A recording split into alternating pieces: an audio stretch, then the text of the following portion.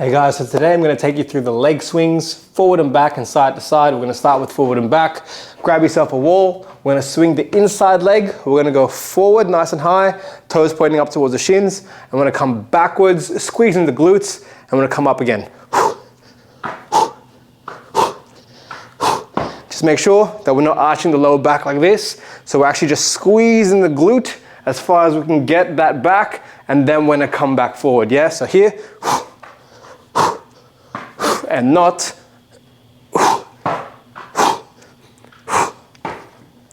These movements you want to do as fast and as explosive as you can, and you want to get higher and higher on each rep. Now for your side to side leg swings.